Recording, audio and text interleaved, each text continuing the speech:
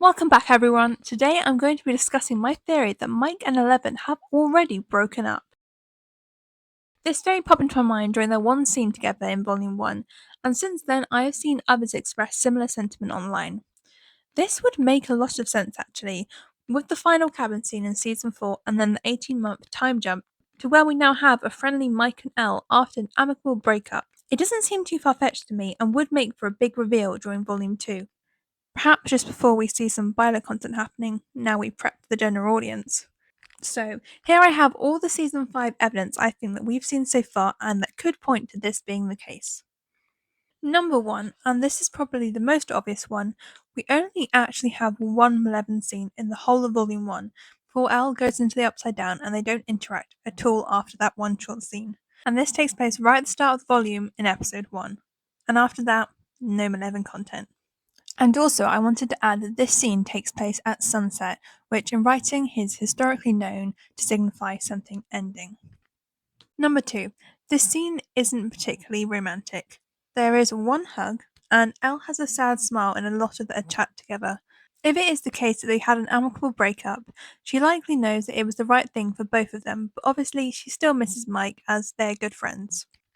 Number 3. When they had their talk together on the roof, Elle tries to see if there's a future for her and Mike beyond Hawkins and everything that is happening. She's clearly talking about the future as her and Mike, whereas Mike talks about the future as a group. And he does this through the analogy of his D&D campaigns, something that Elle has never been a part of. Number 4. Nobody references Mike and Elle dating once. No references to them dating in the whole of Volume 1 and their time apart, and the two don't seem that overly concerned by the separation.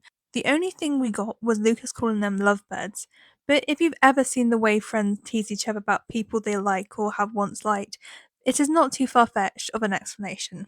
Or maybe just not everyone knows that they've broken up yet. Number 5. Hopper no longer seems to have a beef with Mike, something we saw continually through Season 3 and even at the end of Season 4 in their one short interaction.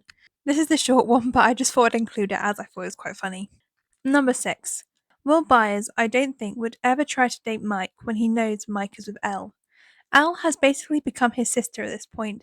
They've lived together for a year, and both their parents are dating. He's too compassionate and he wouldn't do that to Elle. However, he specifically asked Robin about signals someone wants to date. Not just to make out, to date. And after that, we see Will openly trying out the signs to show someone that you want to date on Mike by openly flirting with him.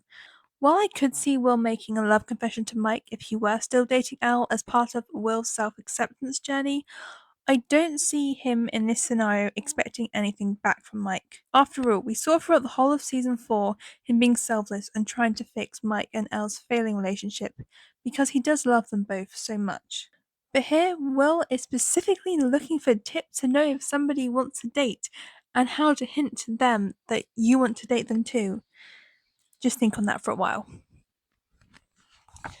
So, in conclusion, perhaps Mike and Elle already have broken up.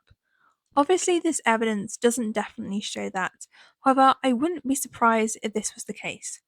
Whether or not you believe in Byler Endgame like me, I think at this point it's pretty clear that Mileven isn't going to be Endgame, because you don't have the so-called main ship for 4 seasons, which is the main Mileven argument against Byler, that you're setting up for an Endgame of Season 5, not to interact romantically at all, and then have them apart for the whole of Volume 1, except one scene in Episode 1. That's just not how you write a romantic endgame.